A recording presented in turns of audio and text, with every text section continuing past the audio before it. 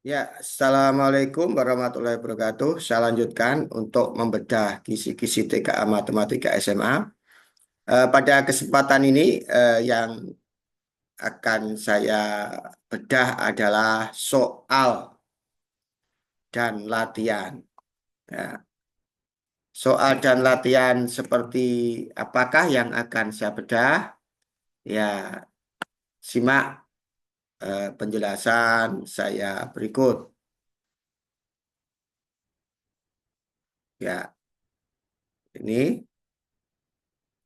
bedah soal dan latihan sekaligus sebagai bedah konsep dalam inilah pendalaman konsep. Ya. Jadi belajar TKA ini bukannya sekedar untuk memperoleh nilai TKA, tapi juga bekal kalian nanti dalam apa menghadapi perkuliahan. Nah ini soal yang saya akan bedah ini. Saya akan bedah di situ. Itu adalah persoalan program linier. Persoalan program linier itu ya. Nah, bicara program linier kan bicara diantaranya ada eh, kendala atau pembatas yang sudah saya jelaskan di video-video sebelumnya. Jadi yang pertama kita tentukan kendala dulu. Kendala. Siapakah kendala atau pembatas dari persoalan sebelah? Nah, kendalanya adalah itu bisa ditulis 3x berupa pertidaksamaan ditambah 2y begitu itu lebih daripada 12. Kendala yang pertama. Kendala yang kedua, X ditambah 2y begitu. Ini lebih daripada 8. Kendala yang ketiga, nanti X positif. Nah, ini kurang kurang ketik. Berarti Y positif. Y positif. Seperti itu.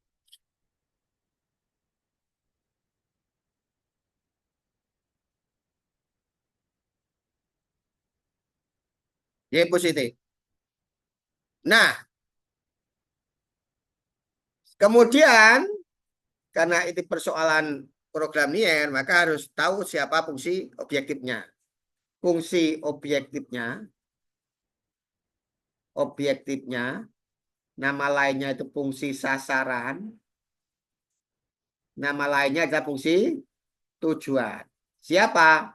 Itu sudah diketahui, kita misalkan f x fungsi f itu adalah fungsi x dan y. Kenapa?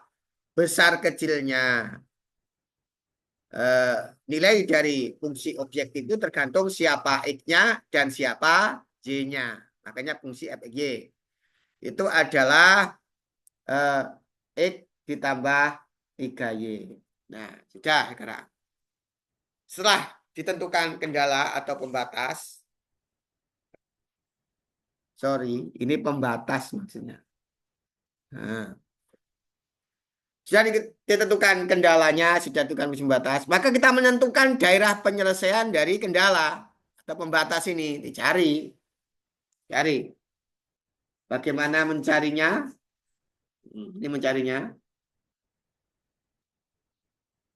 Cara mencari eh, daerah penyelesaian dari siapa?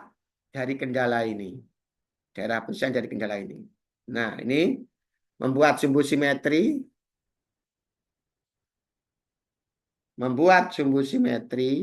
begitu. Oh, sorry, bukan sumbu simetri, sumbu koordinat maksud saya. Nah, ini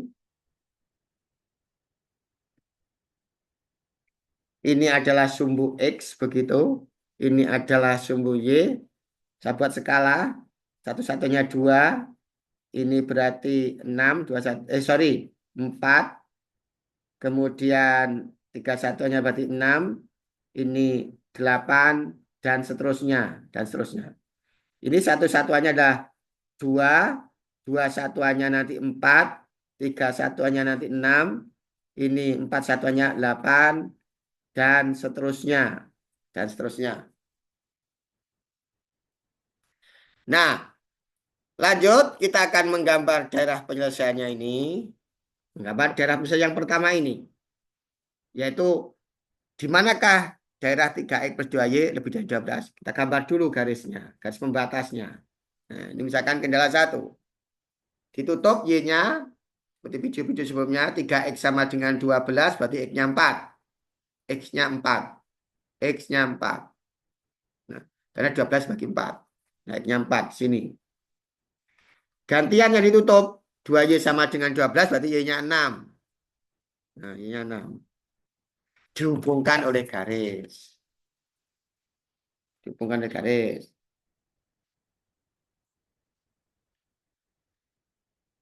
Nah, inilah garis dari kendala 1. Inilah garis dari kendala 1.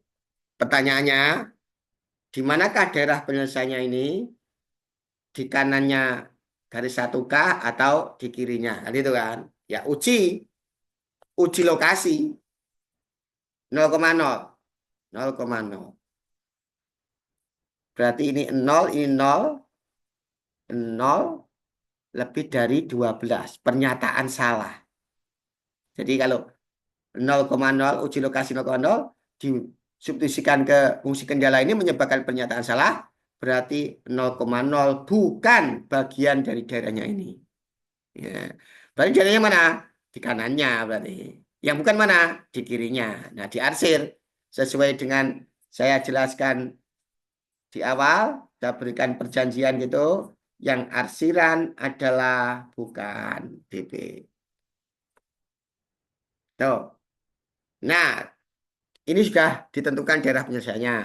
Dan yang ini, ditentukan daerah penyelesaiannya. Ini dua. Dua ini. Gambar dulu garis X+2Y sama dengan 8. Y-nya ditutup. Y-nya ditutup. X-nya 8. 8 nama. Ini. Gantian. Kalau X-nya ditutup, Y-nya berarti 4. 2Y sama dengan 8. Y-nya 4. 4 ini. Dibuat garis. Dibuat garis. Nah, buat garis. Semisal ini dinamai 2 karena kendala 2. Sudah.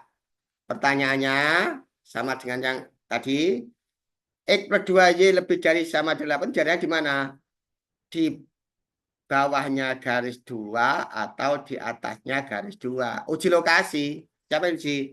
0,0. Disubstitusikan ke kendala 2 ini.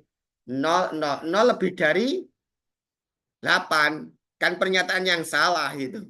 Pernyataan yang salah. Kalau karena 0,0 uji lokasi ini disubstitusikan ke kendala ini menyebabkan pernyataan salah, berarti 0,0 bukan daerah penyelesaiannya. Daerahnya mana? Berarti di kubu sebelah. Yang bukan kan diarsir. Yang bukan berarti diarsir. Nah, yang bukan diarsir. Yang bukan daerah penyelesaian diarsir. Nah, begini. Ya, ini sudah ini. Sekarang berikutnya mencari daerah misalnya X positif waspadanya 0. Ingat, di video sebelumnya. Itu kan di kanannya sumbu Y. Di kanannya sumbu Y. Yang daerah penyelesaian dari X lebih dari sama dengan 0 itu adalah di kanannya Y. Berarti yang bukan mana? Di kirinya. Arsir yang bukan. Dan seterusnya di arsir ini. Di arsir. Nah, sudah ketemu daerah penyelesaian dari X positif atau sama dengan 0. Ya. Berikutnya, mencari daerah penyelesaiannya ini. Ingat, daerahnya Y positif atau sama dengan 0 kan di atasnya sumbu X. Berarti yang bukan mana? Di bawah. Yang bukan diarsir berarti. Diarsir. Nah, diarsir. Nah, pertanyaannya, siapakah daerah penyelesaian dari sistem dari kendala ini, kerjasama ini? Ya, yang tidak diarsir, berarti daerahnya mana?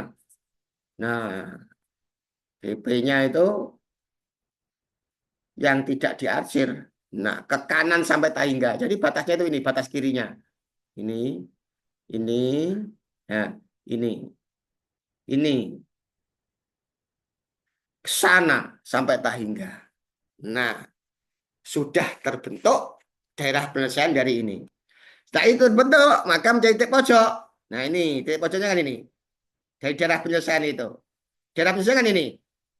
Ini, sini, sini. Ini kan pojokan. Ini pojokan, ini pojokan. Nah, ini saya misalkan titik A.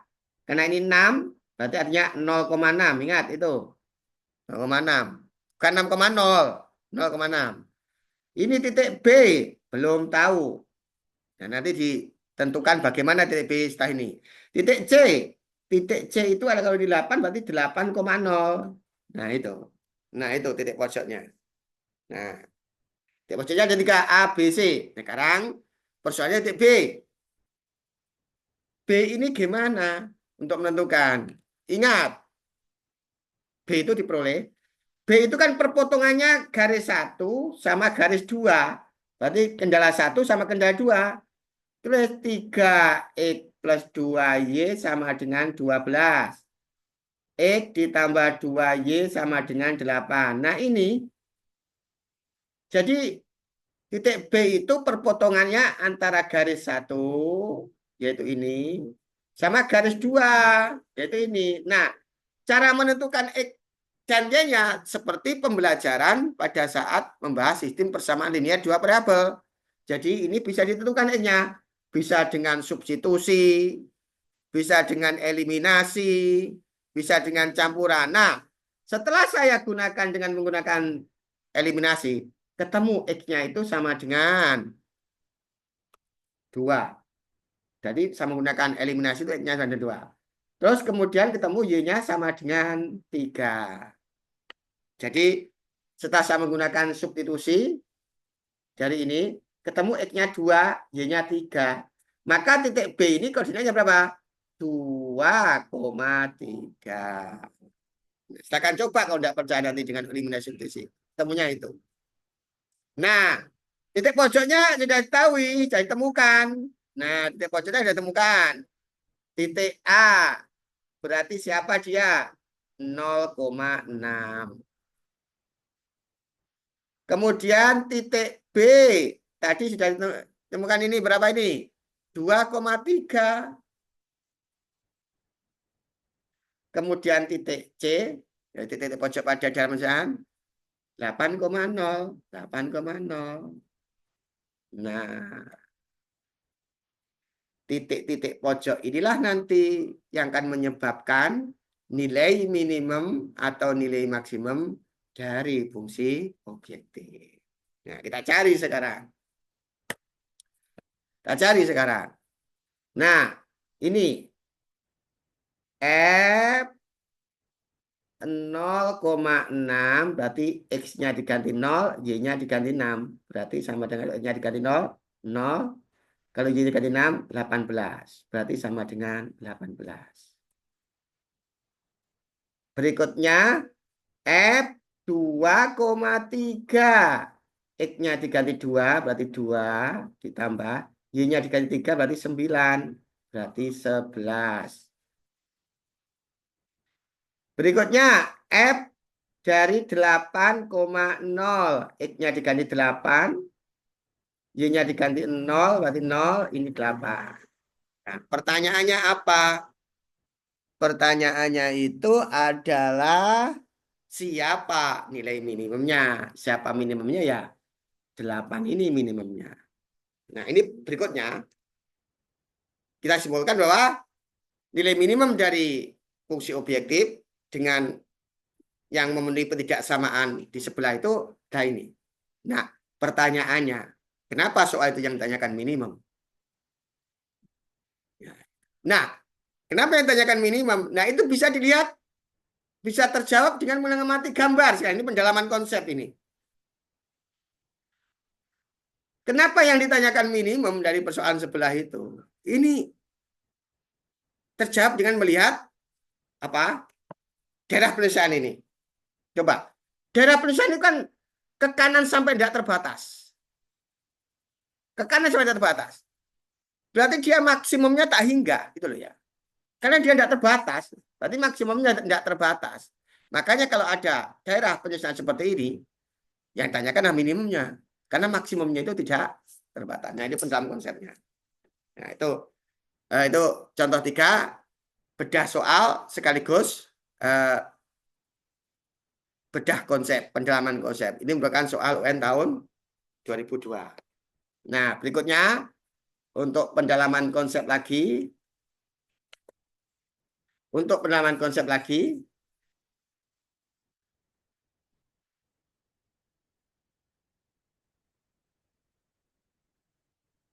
yang akan saya bedah adalah soal nomor 11.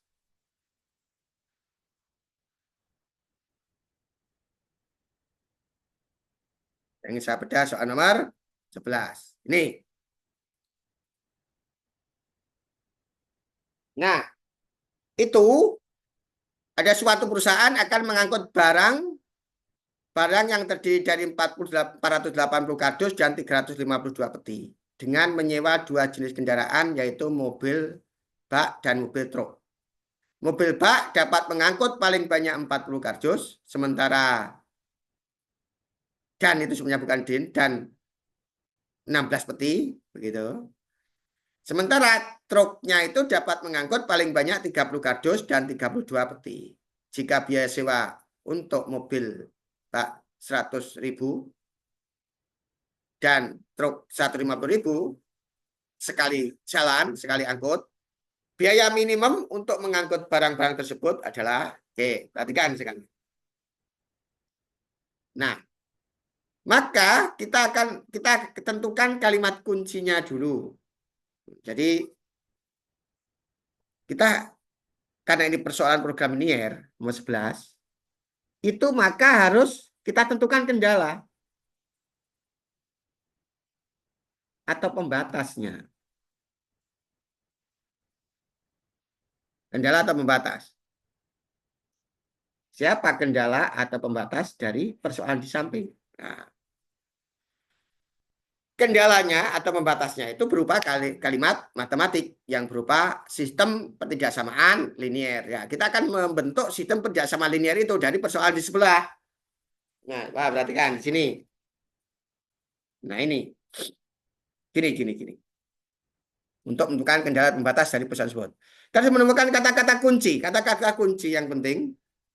Nah, ini adalah ada mobil bak dan ada mobil truk. Ini berarti mobilnya itu ada bak, ada truk. Itu kan. Itu kata-kata kunci. Yang pertama. Berikutnya, kata-kata kunci berikutnya adalah ada kardus, karena untuk mengangkut barang yang diwadai kardus, sama peti. Nah, itu kata kunci berikutnya. Ini itu kardus sama peti. Nah, dari sini. Ya, nanti ya. Berangkat dari sini. Nah, berikutnya. Kata-kata kunci berikutnya. Katanya itu, mobil bak itu, mengangkutnya itu kapasitasnya itu paling banyak 40 kardus sama 16 peti. Baknya itu katanya daya tampungnya, kapasitasnya 40 kardus sama 16 T gitu. Jadi baknya itu 40 kardus, petinya 16. Kata-kata kunci berikutnya, sementara mobil truknya itu kapasitasnya itu 30 kardus sama 32 peti. Nah, berarti ini 30 kardus, truknya itu 30 kardus, truknya itu sama 32 peti. Berikutnya yang diangkut barangnya itu, yang diangkut itu kardonya sebanyak 480. Berarti kardus yang mau diangkut itu 480 di sini posisinya. Bukan di sini. Kalau di sini kan bak. Kardus lurus kardus. Kardus lurus kardus. Nah, sementara peti yang mau diangkut itu 320, 352 peti. Peti lurus peti. Ini 352. Peti yang akan diangkut. Ini cara bagaimana menentukan kendala atau pembatas dari persoalan sebelah. Perhatikan di sini. Ini berarti bisa dimisahkan X, ini bisa dimisahkan Y.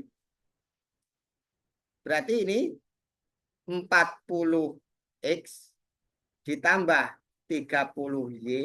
Nah, ini 480. Pertanyaannya ini ada dua. Nah, yang mana? Menggunakan kurang dari atau lebih dari?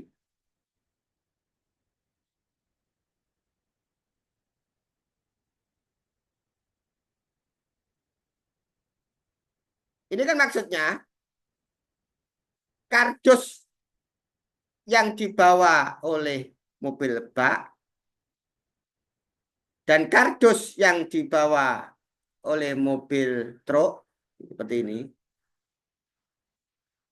kapasitas mobil bak dan kapasitas mobil truk tidak boleh kurang dari 480. Kalau kurang ya tidak terangkut semua. Wong kardusnya 40 untuk mobil bak dan 30 untuk mobil truk, berarti kapasitas mobil bak sama mobil truk yang digunakan untuk mengangkut kardus ya tidak boleh kurang daripada 480. Tidak boleh. Kenapa? Kalau kurang nanti tidak terangkut. Nah, makanya menggunakan ini. Nah, makanya fungsi kendala yang pertama apa? 40X ditambah 30Y itu harus lebih dari kapasitasnya lebih dari 480. Kalau kurang dari ya nggak terangkut semua nanti. Itu juga yang kedua nanti. Fungsi kendala yang kedua. 16X ditambah 32Y itu kapasitas truk sama baknya harus nggak boleh kurang dari 352. Harus lebih dari. Kalau kurang dari nanti tidak akan termuat semua gitu loh ya. Nah itu alasannya. Ada. Karena tadi X itu siapa? Bak. Truk itu siapa? Y. Tidak ada. Truk itu negatif itu tidak ada. Bak itu tidak ada negatif. Dan truk juga tidak ada negatif. Inilah merupakan fungsi apa kendala dari persoalan sebelah. Nah, itu tadi sudah ditemukan siapa kendalanya. Berikutnya, setelah kendala ketemu, maka kan dibutuhkan fungsi sasaran.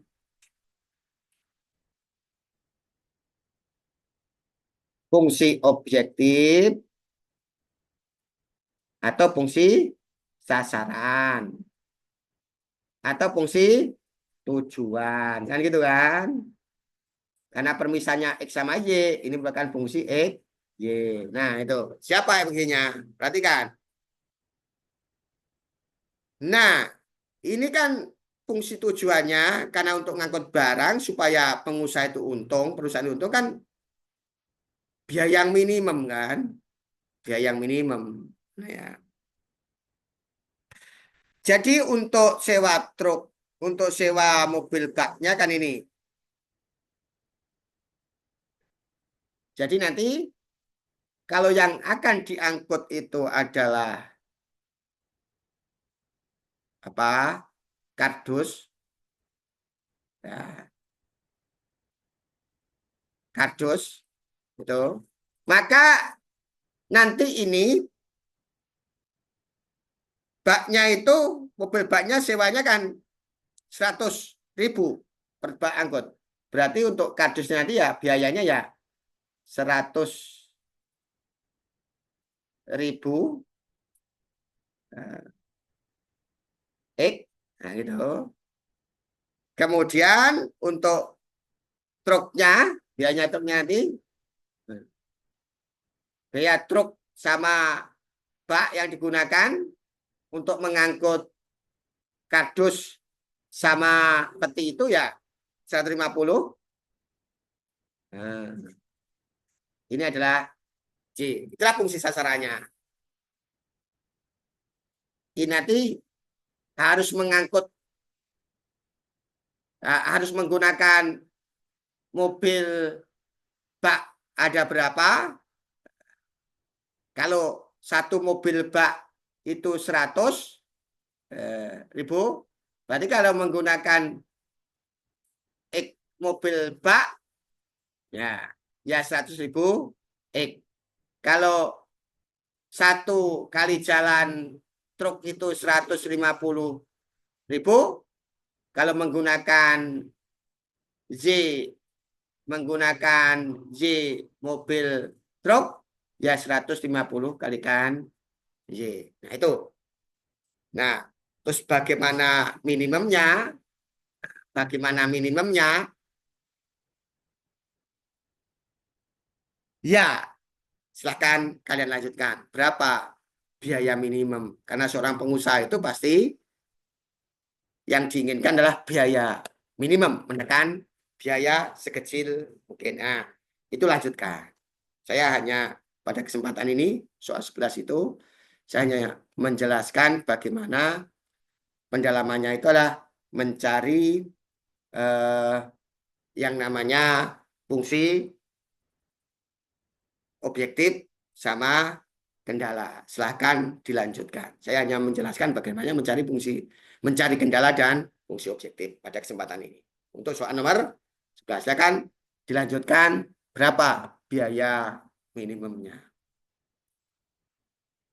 Nah, untuk latihannya, untuk latihannya, ini nomor 11 ini kerjakan sampai selesai. Kemudian 12, tuh latihannya, kerjakan sampai selesai. Kemudian 13, kerjakan sampai selesai, merupakan UN tahun 2017. Nomor 14, kerjakan sampai selesai. Nomor 15, kerjakan sampai selesai.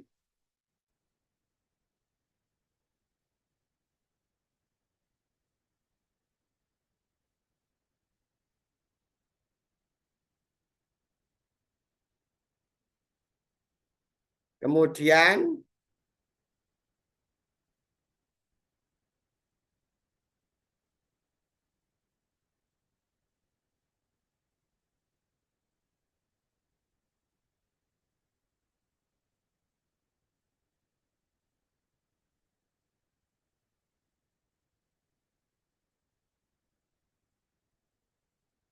soal 26, merupakan soal SBMPTN tahun 2005. Silakan dikerjakan sampai selesai.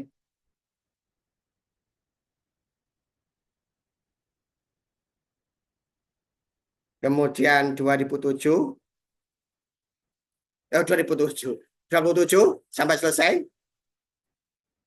Dikerjakan sampai selesai. 27 ini. Kemudian 29.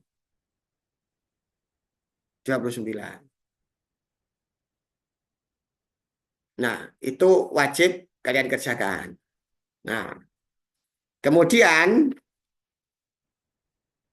bagi yang ingin ya, mengerjakan lebih, bagi yang mungkin lebih, tadi sampai ini, 29 ini, wajib untuk dikerjakan. Agar kalian memahami konsep program linear ini semakin mendalam. Nah, berikutnya, ini sebagai tambahan latihan. Ini sebagai tambahan. Ya,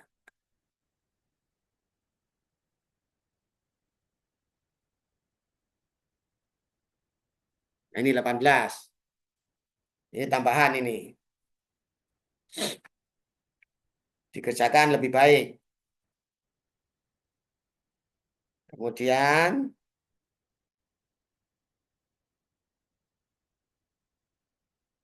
19. Oke, 19 dulu. Nih.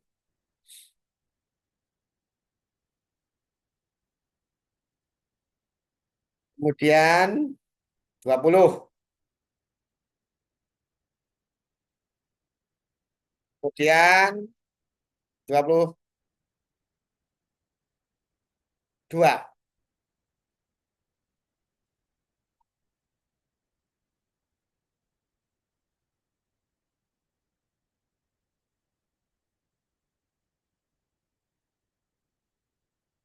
Kemudian tuh